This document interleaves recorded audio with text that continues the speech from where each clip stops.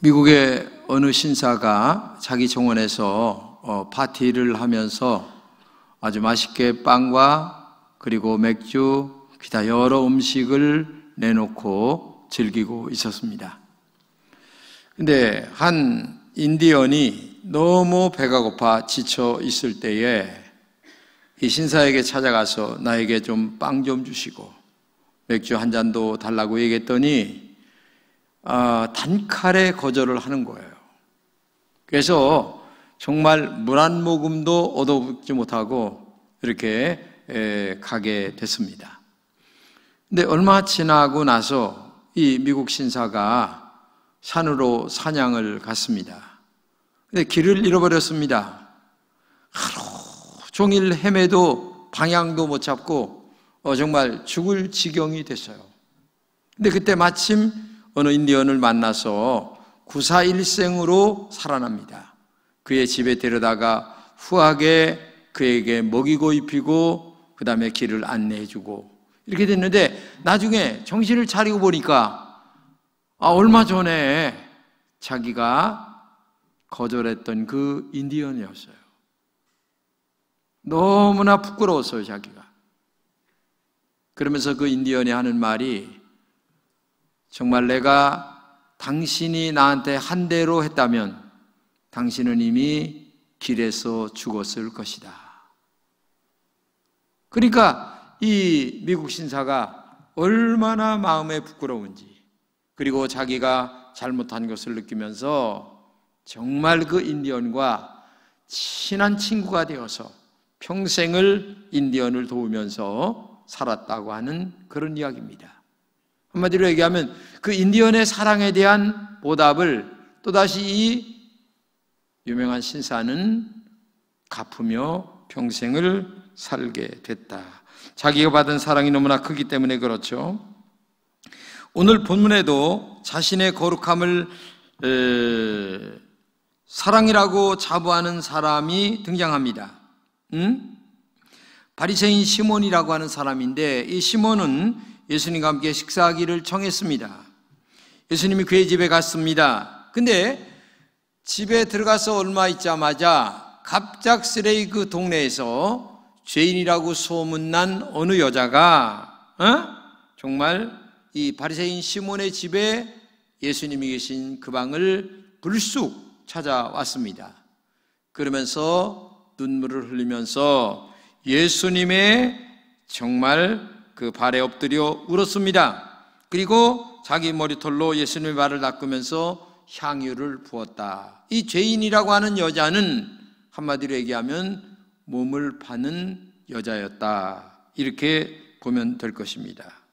이때 예수님을 초대한 바리새인 시몬은 기분이 굉장히 나빴습니다.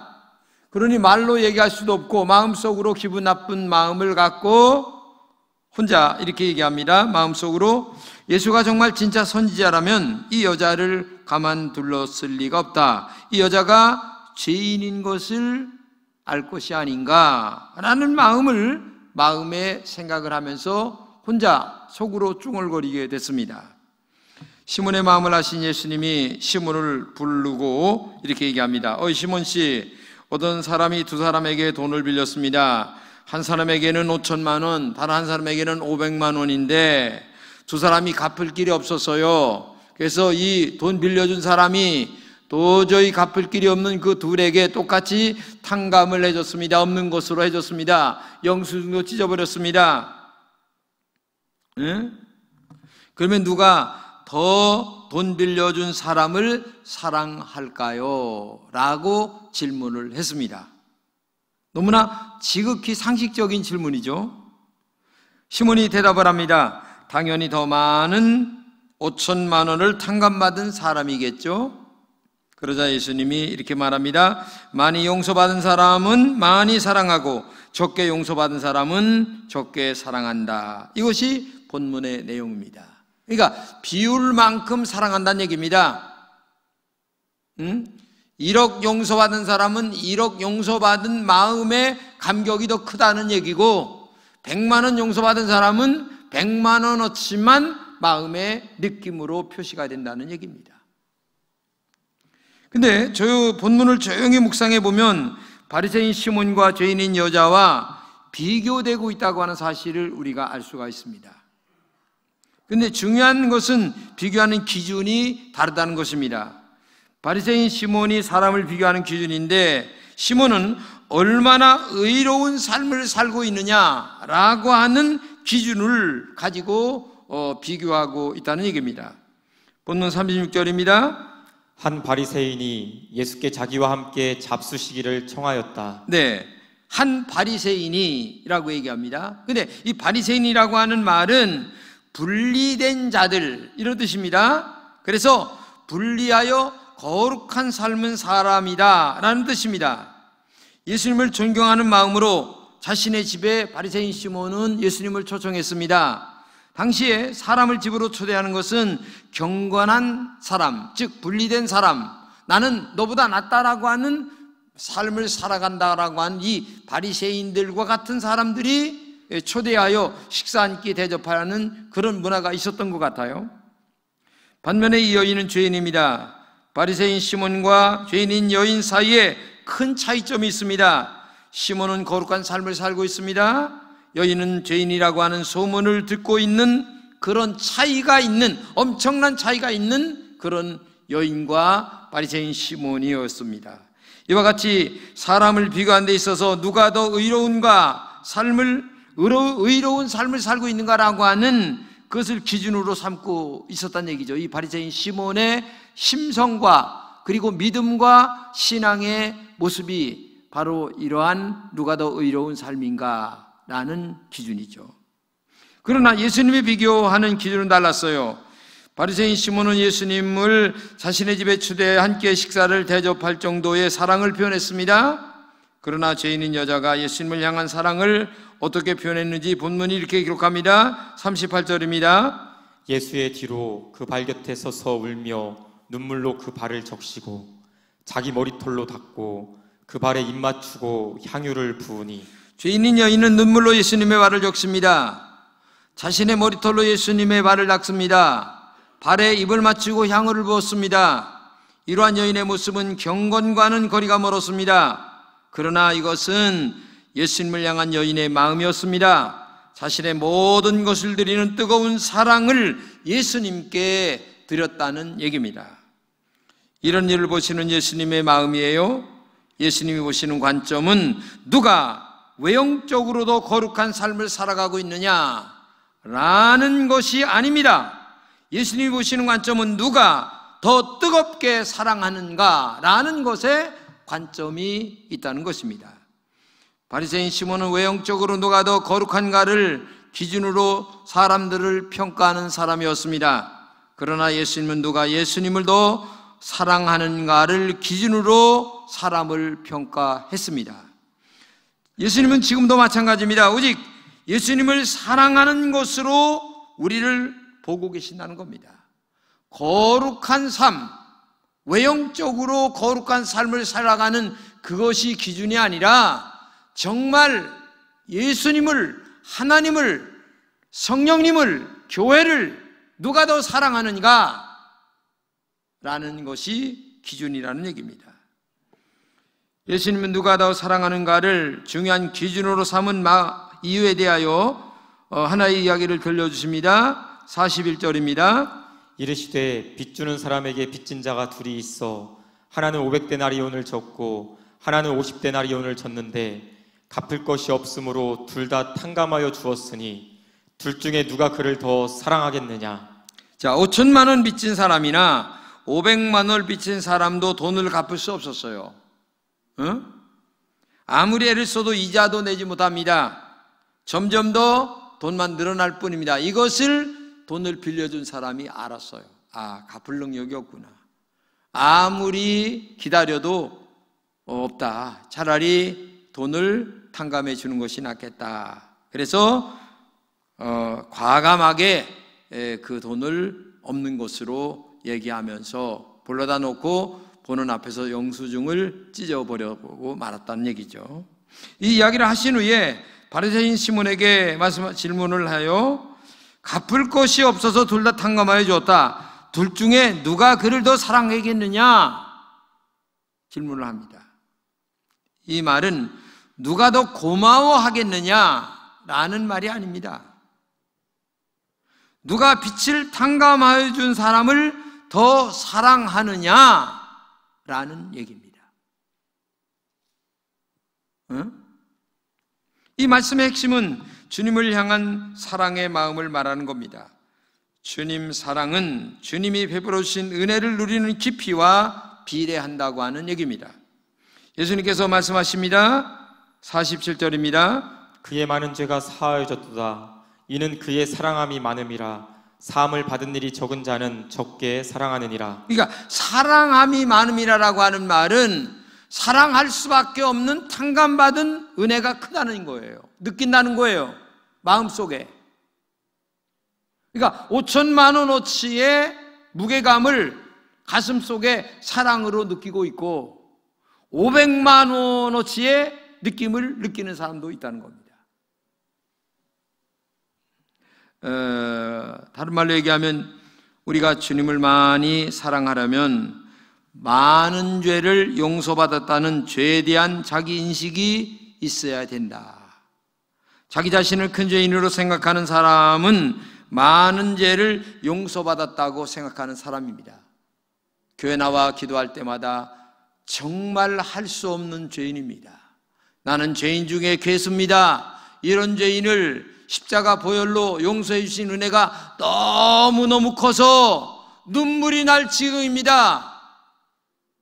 나는 없습니다. 하나님만 있습니다. 나는 없습니다. 교회만 있을 뿐입니다.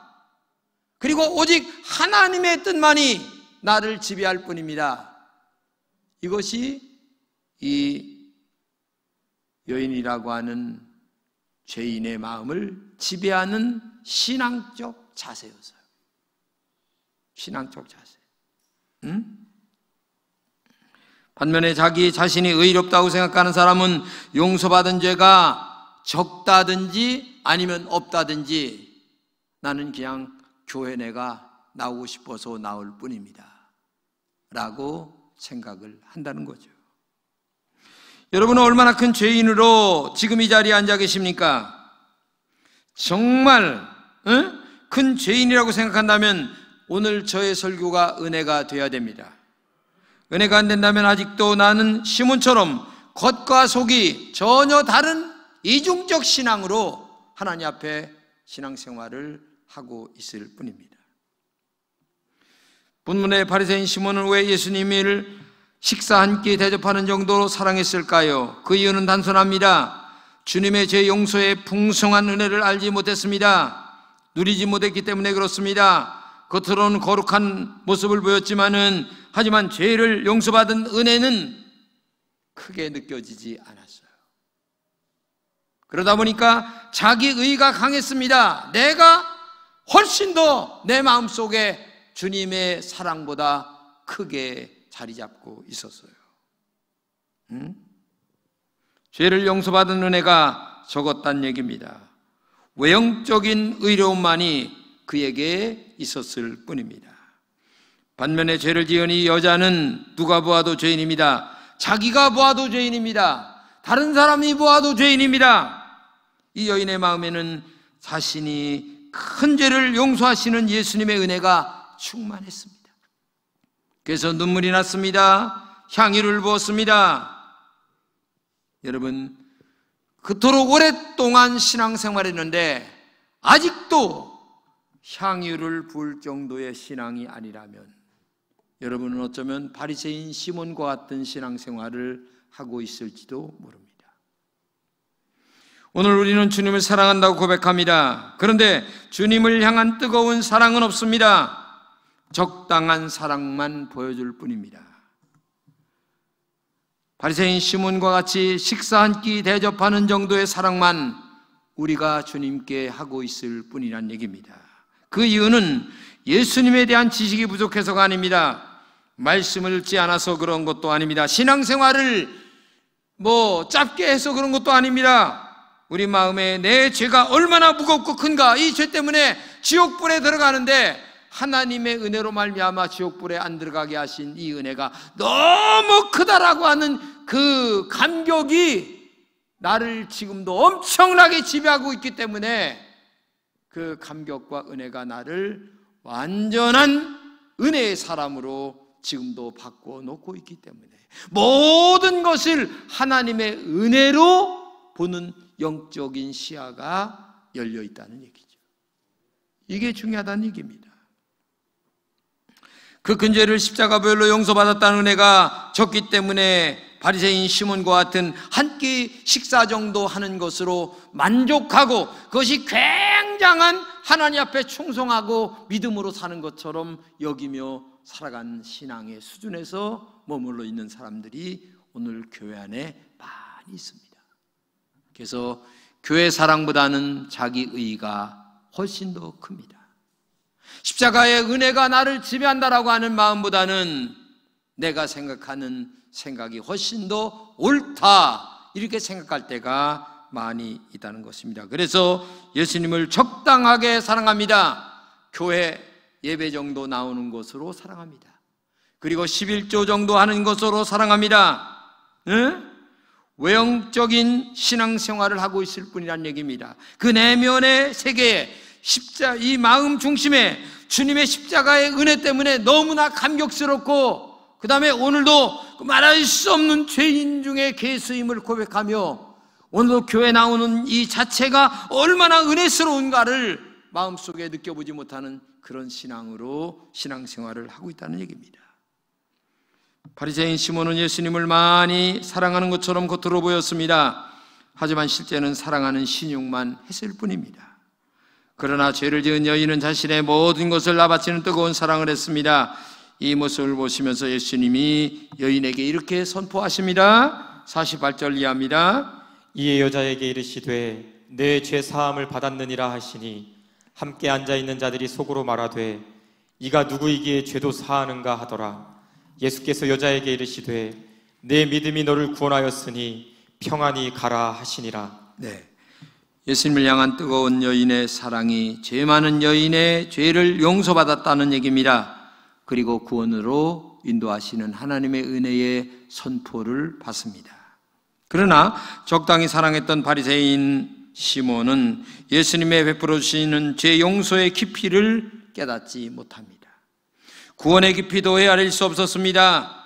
천당에 대한 그 거룩한 은혜가 얼마나 큰가도 몰랐습니다. 그것은 죄에 대한 용서에 대한 은혜와 깊이가 그의 심령 속에 깊게 느껴지지 않았기 때문에 그래요. 여러분도 신실하게 살아가려고 최선을 다하실 것입니다. 그러나 우리 마음에 주님께서 베풀어 주신 제 용서의 은혜가 넘쳐 흐르지 않는 분도 아마 있을 것입니다. 그것은 마음 깊은 곳에 자잡고 있는 죄가 아직도 치유되지 않고 남아있기 때문이라는 증거입니다. 지식만으로만 죄를 용서하신 십자가 보혈을 알고 있을 뿐입니다. 16세기 종교개혁자 존 칼빈은 이런 말을 했습니다. 위선자들은 자신의 죄를 형식적으로만 고백한다. 그래서 숨겨진 자신의 엄청난 죄악을 감추려는 속임수를 쓰고 있다. 이렇게 얘기했습니다. 우리는 매주일 교회 출석하여 예배드립니다. 하나님의 말씀을 듣고 있습니다. 이런 신앙은 예수님을 우리 가정에 식사 한 끼 대접하는 것을 전부라고 생각하는 시몬의 신앙과 비슷하지 않을까라고 하는 생각도 있습니다. 외형적인 거룩함만 내놓는 신앙입니다. 죄 용서받은 뜨거운 감격이 없다면 복음의 능력은 나타나지 않습니다. 나의 죄에 대한 용서의 무게가 가볍게 느껴진다면 성령의 은혜도 그에게 없을 것입니다. 죄에 대한 용서의 은혜가 나를 전체에 지배하고 그 은혜로 말미암아 오늘도 교회 나오는 것 자체가 얼마나 행복한가. 하나님의 자녀가 된 이 은혜가 너무나 커서 나는 몸된 교회를 사랑하고 영혼을 사랑하고 주님을 더 많이 사랑해야지 라는 것 외에는 생각하지 않아요. 내 기분이 나쁘다 좋다 그런 것을 논할 수준이 아니죠. 오직 하나님의 은총만이 나를 지배하고 있다는 것, 이것이 성령의 은혜 가운데 살아가는 신앙의 모습이라는 것을 우리가 알아야 될 것입니다. 예전에 서울의 어느 교회에서 성전 건축을 할 때인데, 성전 건축을 할 때 솔직하게 우리 교회도 했습니다마는 집을 바치는 사람 없었어요. 그렇죠? 적당하게 자기 체면 정도. 정말 주님의 십자가의 은혜가 너무 커. 구원이 너무 소중해.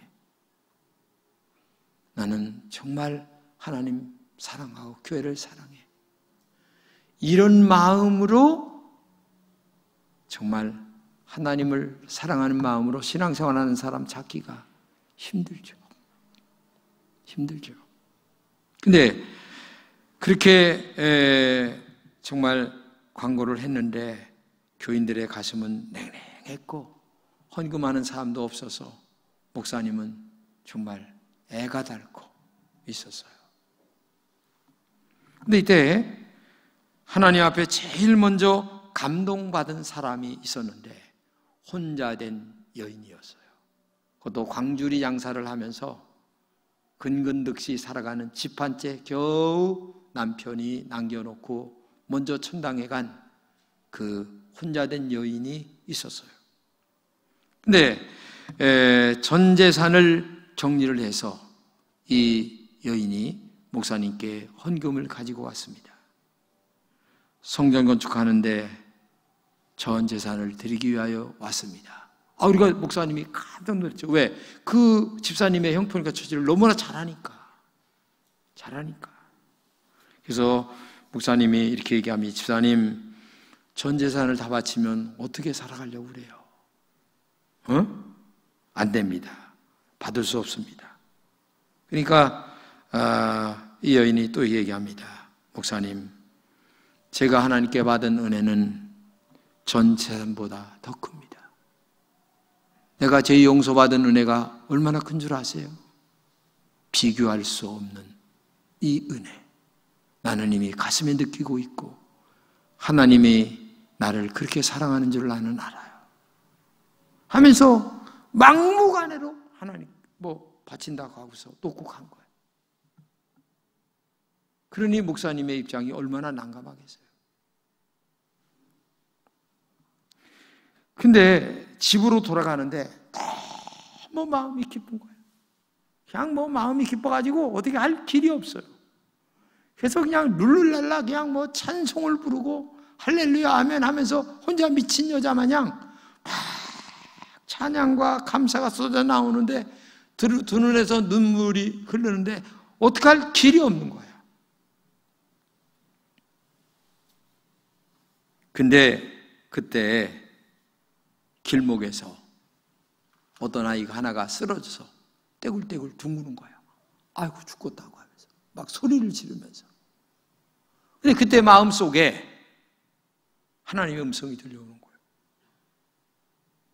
가서 기도해 줘라. 가서 기도해 줘. 자기도 모르게 끌려가지고 가서 손을 얹고 기도를 해주는 거예요. 하나님 아버지 하면서 뜨겁게 기도를 했는데 이게 웬일입니까? 그렇게 떼굴떼굴 굴르던 이 아주 어린아이도 아니고 청년도 아닌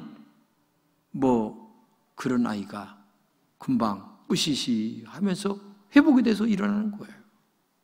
응? 즉시로 나왔다는 얘기입니다. 죄 용서받은 기쁨과 하나님을 사랑하는 신실한 믿음 위에 치유의 역사가 나타났는데 놀라운 사실은 이분이 누군 줄 아세요?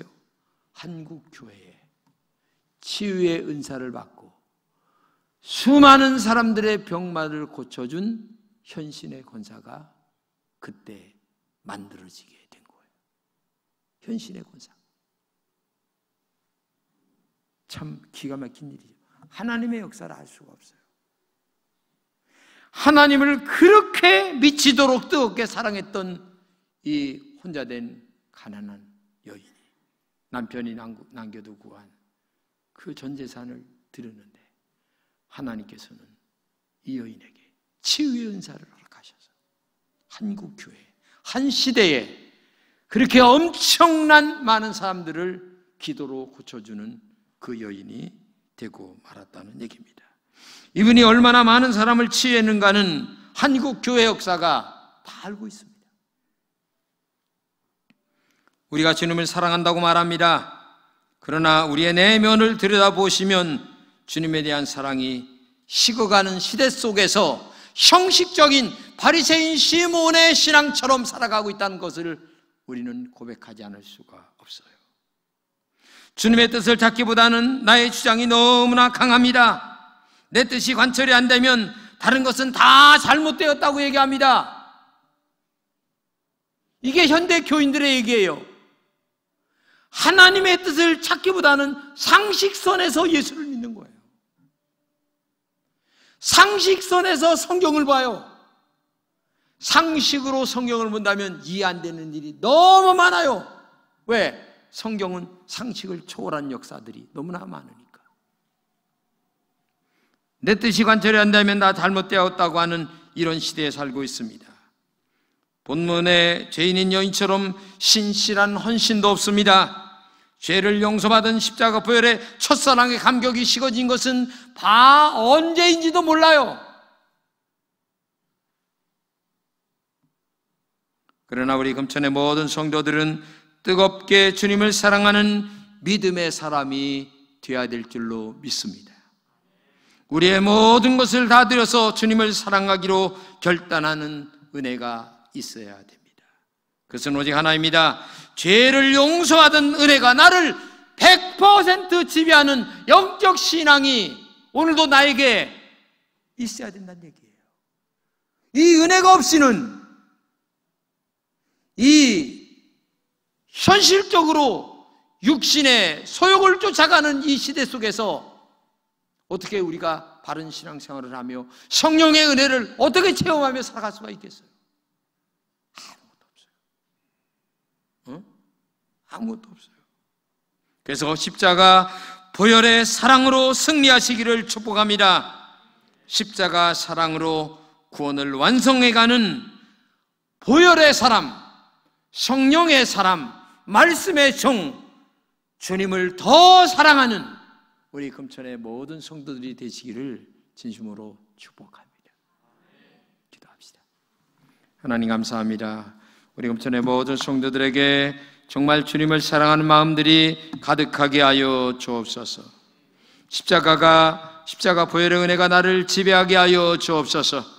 말씀이 나를 지배하게 하여 주옵소서. 성령의 은혜가 나를 지배하게 하여 주옵소서. 제발 나를 그런 믿음의 종이 되게 하여 주옵소서. 인간적인 계획과 인간적인 머리굴림을 다 내려놓고 하나님의 뜻이 무엇인가, 오늘도 그 깊은 영성이 나의 중심 속에 자리 잡은 하나님의 종들이 되게 하여 주옵소서. 주님의 이름으로 기도드립니다. 아멘.